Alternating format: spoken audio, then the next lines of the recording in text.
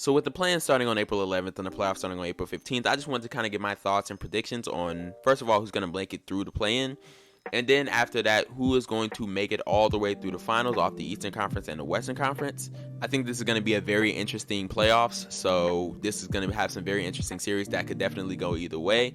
So without further ado, let's get straight into it. Starting with the play-in tournament on the Western Conference side of the bracket, we have LA and Minnesota for the 7-8 game, and then Pelicans and OKC for the 9-10 game. For LA and Minnesota, I'm going to go LA just because, especially with the problems and injuries that Minnesota is having, they're missing Jalen McDaniels, they're missing Naz Reid, they just had the incident with Rudy Gobert and Kyle Anderson, and the fact that the Lakers have been, so much of a better team with the new additions that they've had the best record ever since the All-Star break, I believe, or the trade deadline. It's one of those. I think that LA is easily going to pull this out and nab the 7th seed. For the 9-10 game, I'm going to go Pelicans over OKC. I could see OKC winning this off the strength of Shea being the best player in the series, or the best player in the game, I would say. So, and usually I wouldn't argue against that. I just think that the Pelicans have some good defensive pieces that they can throw at him. They do have CJ, who has historically elevated his game in the playoffs. They have Brandon Ingram, who I think is going to do very well. I think they just have a more well-rounded and balanced team on both ends of the floor. So I think I'm going to go and take the Pelicans to win that 9-10 game. And then you have the Pelicans versus the Minnesota Timberwolves to nab the 8th seed. And once again, I'm going to go with the Pelicans to win that series, especially with the issues that Minnesota is having. I would pick the Pelicans even if the Timberwolves are fully healthy. I just don't trust them that much as a team. But especially with some of their key players being missing, and once again, McDaniels and Reed, they're two of their most important role players, I'm going to go Pelicans to win that game. So just to recap, we had the Lakers winning the 7th seed and playing Memphis, and the Pelicans winning the 8th seed and playing Denver. To go over to the eastern side of the bracket, we have Toronto versus Chicago in the 9-10 game and Miami versus Atlanta in the 7-8 game. For Miami versus Atlanta, I'm going to go Miami to win this game. I just think that they have the best player in the series in Jimmy Butler. I'm not sure if that's a hot take, and he's known to elevate his game in the playoffs. And I just think that defensively they have some good pieces that they can throw at Trae Young to have him have an off game. And he's been having somewhat of a down year anyway. And I just feel like Miami is just overall top down a better team. So I'm going to go Miami to win the 7th seed. The 9-10 matchup, I'm going to go Chicago over Toronto just due to the fact that they have just that dynamic offense between DeRozan, between Levine, and between Vucevic, who has actually been having some underrated spurts in his season.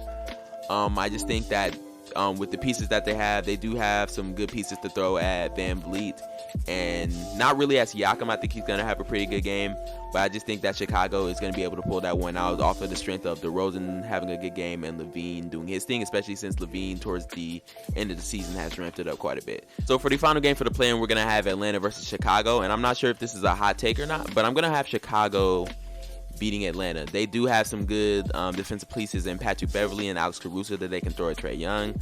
I'm not really sold on Trae Young as a playoff performer yet, because although he's had some great moments, he's had some poor ones as well. I also just think with the better experience on the Chicago roster, I think they're going to be able to pull it out. I could see Atlanta winning, but I'm going to go Chicago to nab that 8th seed. So just to recap, we have Miami getting the 7th seed, playing Boston. We have Chicago getting the 8th seed, playing Milwaukee. Moving over, we're going to use this bracket just to make it, easier as far as a format. Going to start with the Western Conference first round. We have Denver playing New Orleans Pelicans, and although the Pelicans have a lot of heart and I think they can make this closer than it deserves to be, I'm going to go Denver in 4. That's going to be a pretty easy series for them to win. There's not really a lot to say about that. They're just a top-down, much better team, but maybe the Pelicans could go one game because they have pushed the limits of playoff series in the past, so I think they might be able to do that, but I'm going to go Denver in 4. Next, we have, in my opinion, the most interesting series in the first round and arguably in the whole entire playoffs. We have Phoenix versus LA. Now, this could go either way. This could especially go either way if Paul George were playing, but he is not. He's going to be missing for at least the first few games. So I'm going to go Phoenix, and I'm going to go in 6. I could see this going to 7 based off of if and when Paul George comes back, and based off of the strength of Kawhi Leonard being one of the greatest playoff performances that we've ever seen, at least at a superstar level. But I think I'm going to go Phoenix just because, again, Paul George is going to be missing. There's nobody really to stop the offense that they have because with them adding Kevin Durant and still having Devin Booker and Chris Paul on top of that, and DeAndre Ayton inside who can definitely make some plays, I think they're just going to have an overall, better series and just get the win, especially with Paul George not being able to play. But I could definitely see this going either way regardless, especially if Paul George was in there. But it could still go either way. But I'm going to go Phoenix in 6. You know, Paul George's injury is a shame, so it's kind of going to impact the course of this whole playoffs, honestly. Moving on to Sacramento versus Golden State, which I think is going to be a very entertaining series. Two very dynamic offenses. At the end of the day, I'm going to go Golden State, and I'm going to go in 6 games. Sacramento's definitely going to pull out a couple. They were the 3rd seed for a reason. They had the best offense, and historically, I think the best offense of all time. But I think just off of the strength of Golden State having easily the best player in the series and Steph Curry, the best playoff performer in the series and Steph Curry, considering the fact that a lot of the Sacramento scorer doesn't really have that experience have been to playoffs. I know Sabonis has been to playoffs once in the Oladipo year, but a lot of the core, especially De'Aaron Fox, doesn't have that playoff experience. And although I do think he'll perform well, I don't think he's going to fold or anything like that. I just think that with the experience, with the on paper, I think that the Warriors have a better top-down roster, and especially with it being a California matchup, so the whole home away thing won't be as big of a factor for Golden State. I think that Golden State is going to pull that out in 6. Now we have Memphis versus LA. And I'm not sure if this is a hot take, but I'm actually going to take LA. And I'm going to take them in 7 games because I'm going to give the Grizzlies the benefit of the doubt and give them in 7 games because the Grizzlies were the 2 seed for a reason. They are a very good and very talented team. They do have a great matchup for Anthony Davis and Jaren Jackson Jr., although I do think that Anthony Davis will still have a good series. The Lakers have the best player in the series in LeBron James. They have the 2nd best player in the series in Anthony Davis. Again, not sure if that's a hot take, but that's what I believe is true. The depth has largely improved. They have a lot more versatility on the defensive end with D'Angelo Russell as a communicator, with Jared Vanderbilt being the Dennis Rodman versatile type player that he is. And I think especially with the Grizzlies losing 2 key pieces in Brandon Clark and Steven Adams, I just think that the Lakers are going to be able to pull this one out, but I do think it's going to be a very good series. And I could see Memphis winning, obviously. Once again, they were the 2 seed for a reason, but I think that the Lakers are going to pull this one out. Moving on to the Eastern Conference side of the bracket, we have Milwaukee versus Chicago, and there's not much to talk about here. Milwaukee is going to absolutely destroy Chicago. I don't think there's going to be a close game. I just think it's going to be a very bland, boring series like some first-round series are. Milwaukee in 4. Cleveland versus New York is a very interesting one because although I could see New York making some noise and kind of like pushing it farther than they could be, I'm going to go Cleveland in 5 because I think they match up very well with New York, especially putting Mobley on Randall and having Allen to solidify that front line. I think that's going to, I think Randall is going to struggle in this series. And although Brunson against that lackluster perimeter defense of Cleveland is going to have a really good series, him alone is not going to be enough to make up for Julius Randle, in my opinion, struggling, and then the inconsistency around them, especially with someone like RJ Barrett on the wing. I think this just not going to be enough to bring them up to where they can really compete. Although I could see it happening maybe, but like I'm going to go Cleveland in 5. I think it's going to be a pretty easy series for them. Phoenix versus Brooklyn. Of course, I'm going to have Phoenix, and I'm going to have them in 5 games, but I think it's going to be a somewhat competitive 5 games. That Brooklyn team does have a lot of heart, and especially with Mikal Bridges breaking out in the way that he has, and Nicholas Claxton providing the rim protection that he does. I think they might be able to nab a game. I think Joel Embiid is still going to be able to dominate just due to the sheer size and versatility of his offensive game. I don't think Claxton is going to be able to handle him at all. And I think it's going to be a relatively smooth series for Philadelphia, but I wouldn't be surprised if Brooklyn puts up more of a fight than people expect them to. But I still got Philadelphia in 5. And now, finally, we have Boston versus Miami. I'm going to go Boston, and I'm going to go in 5 games just because I can see Miami winning a game just based off the strength of Jimmy Butler being the playoff performer and showing that he can have those great performances like he's had in the past. I think that one of those performances and some consistent shooting from the supporting cast could get them a game. But this is going to be a pretty smooth series to Boston. I think that Boston is going to, overall is probably going to have a pretty clean and easy series for them. Moving on to the second round in the Western Conference, we have Denver versus Phoenix. And this is going to be an interesting series. This is going to be a fun series in my opinion. But I'm going to have Phoenix, and I'm going to have them winning in 7 games. I'm going to get 7 games just because I'm going to give Jokic the benefit of the doubt because Jokic is Jokic, and the Denver is a very good team from top to bottom. But I just think that they have no chance of guarding Phoenix and their dynamic offense. And I think that Phoenix's depth is actually very underrated since the KD trade. People have overblown that a lot, especially since they got TJ Warren in the trade as well. They got Terrence Ross shortly after that. So I think that their depth is actually pretty solid, especially for the top end talent that they have. And I just think that they're going to be able to just abuse the defense of the Denver Nuggets. They're going to be able to find a mismatch on Jokic. They don't really have anyone that can guard KD or Devin Booker or Chris Paul for that matter. Bruce Brown and KCP are solid perimeter defenders, but I just think that they're going to have their hands full with the perimeter offense of this team. So I'm going to go Phoenix. I'm going 7 just to give Denver the benefit of the doubt once again. And I could see Denver winning off the strength of them having the type of player that Jokic is. But I'm going to go Phoenix just because I think they're just a better team overall. Now, Golden State versus the Lakers. I think this is going to be a very interesting and fun series because the Warriors have the best player in the series in Stephen Curry. I'm not sure if that's a hot take. And they do have a very dynamic offense that they have shown that they can have a very versatile and dynamic defense as well. But they have also shown that they can struggle against inside bigs, and Anthony Davis is, basically the shining example of how they can struggle. In the games that he played against the Warriors this season, he gave them a hard time, and he was able to pull out one. Anthony Davis has played very well against the Warriors, and of course they have LeBron James. They have a more versatile defense. They have, just better pieces all around. So once again, I could see this series going either way. I could see the Lakers making the Western Conference Finals, but I'm going to go Warriors. And I'm going to go in 6 games, although I could see it going 7. Once again, I don't think the home and road disparity record-wise is going to be much of a factor against another California team. Although it still will be somewhat of a factor because obviously there's going to be more Lakers fans in the crowd than Warriors fans on Lakers games. But I think they're going to be able to pull this one out off the strength of Steph Curry and just everyone being able to have a really dynamic series. I don't think the Lakers have anyone that can really guard anyone on the Warriors. And you could say the same thing about the Warriors, but I think their key defensive pieces, and especially Draymond Green, is enough to kind of push them over the edge against the Lakers, in my opinion. Going down to the Eastern Conference second round, we have Milwaukee versus Cleveland. I think it's going to be a very fun and interesting series, especially since Cleveland matches up very well with Milwaukee, with Evan Mobley on Giannis. I think that's a great matchup.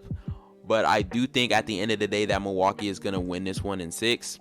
Again, they do have Giannis, who is the clear best player in the series, the only superstar in the series. And I think by this time, Middleton will be more settled in, especially after having an easy first-round series. So I think that he'll be able to do what he does, or at least close to what he does, and combined with Jrue Holiday being able to stick him on either one of the guards to kind of slow them down a bit. I think that Milwaukee is going to pull this out. I could see Cleveland pushing this to 7 and even possibly winning if they are able to push it to 7 and just have a really, really good game on that game 7. But I'm going to put my trust in Milwaukee, especially for the experience factor for Mobley and Allen and Garland. They're just not experienced playoff performers as well. So I'm gonna give it to Milwaukee in 6 games, but this is gonna be a very competitive series. Now for Philly versus Boston, I think this series is gonna kind of expose the problems I have with this Philadelphia team and for them making a title run. I'm going Boston in 6, and I'm giving Philly the benefit of the doubt just because they have a player like Joel Embiid, who is the best player in the series, but Tatum isn't too far behind. They have a more well-rounded team. They have a better defense. They have better depth, and Philadelphia has 2.5 major problems for me. One of those being James Harden, who has historically not been a great playoff performer. One of those being Doc Rivers, who is going to get massively outcoached, and ever since that 08 championships, he's kind of just been riding off of that success and just kept getting jobs, but in actuality, he has shown some major faults as a coach, especially in making adjustments. I don't think it's going to factor in their first round series, even though Jacque Vaughn is a better coach. I just think the Philly is a lot more of a talented team, so it's not going to factor in. But when you're playing someone like Boston, it's definitely going to be a factor, and I think the interim coach, I forget his name right now, but I think he's been doing a great job with Boston. So I think I'm going to go Boston in 6 games. And I think that Boston's going to be able to, not easily, but I think they're going to be able to pull this one out pretty comfortably. So now we go to the Western Conference Finals, Phoenix versus Golden State. And I think, once again, this is going to be a very competitive series. It's going to be a very fun series to watch. But if we're being honest, I'm going to have to go Phoenix, and I'm going to go in 6 games. Now, I could see Golden State pushing this to 7. Again, I could see them winning due to the fact that, again, they have the best player in the series. I'm not sure if that's a hot take against KD. But they do have the best player in the series. They do have that dynamic offense with all these shooters. And Phoenix guarding Golden State is going to be a bit of a hassle. But with Phoenix having as dynamic of an offense that they do have, with Kevin Durant and Devin Booker, even though Wiggins hopefully will be back by then, so I could definitely see the Warriors making the finals. And having Wiggins, Draymond Green, Jonathan Kuminga, those are good pieces to throw onto Phoenix's top scorers. But at the end of the day, with the inconsistencies that the Warriors have been experiencing, especially on the road, if they can pull out a road game or two, I can definitely see them winning the series. But if I had to put money on it, I would put money on Phoenix. And I'm going to do it in 6 games. Actually, I'm going to do it in 7 games, factoring in Wiggins. But I do think that Phoenix is going to make the finals. On the Eastern Conference side of things, in the Eastern Conference Finals, we have Milwaukee and we have Boston. This series, once again, could go either way. These are both very, very good and very talented teams. I'm going to go Milwaukee, and I'm going to go in 7. Because although I do think Boston overall may have a deeper roster, especially with someone like Malcolm Brogdon coming off the bench. In my opinion, he's an all-star level point guard coming off the bench for the Celtics, which was an insane pickup, by the way. I think Giannis is going to have a dominant series even against a defense like this, because even though they have the team defense, if Giannis can find his shooters and they can knock him down, they definitely don't have a one-on-one matchup for Giannis, so I think he's going to have a dominant series.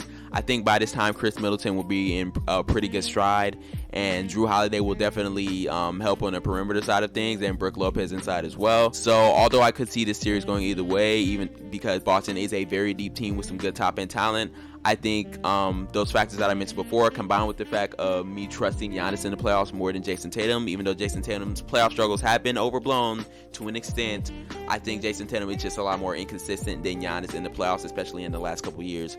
So I'm going to go Milwaukee in 7, but I could see Boston making the finals. But I'm gonna put my trust in Milwaukee. And finally, we have the NBA Finals, Phoenix versus Milwaukee. This is going to be a very entertaining series, a rematch of the finals just a couple years prior. But I'm gonna go Milwaukee, and I'm gonna go in 7 because Phoenix is still a very good team. Phoenix still has a lot more depth than people give them credit for. They still have top-end talent in Kevin Durant, Devin Booker, that dynamic offense with all those shooters and all those on-ball scorers. But I think that they don't really have a way to guard Giannis. So I think Giannis is once again going to have an absolutely dominant series. Kevin Durant's help defense will help, but it's not going to be enough in my opinion. I think Chris Middleton will be fully in stride, so he can do similar things to what he did last finals with those clutch shots and having some great games. Jrue Holiday is going to give a lot of the perimeter stars trouble. And it's weird to say that adding Kevin Durant doesn't push Phoenix over the top against Milwaukee.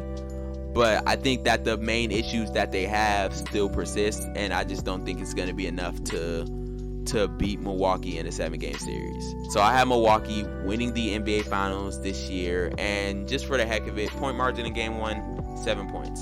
So that's what we got. Those are my official playoff predictions. Let me know if you agree or if you disagree. Leave all of your thoughts down in the comments. I would love to debate with some of you, see what everybody else has as their official playoff predictions. Leave a like, comment, subscribe, all of that good stuff, just to help out the channel. And I'm out. Peace.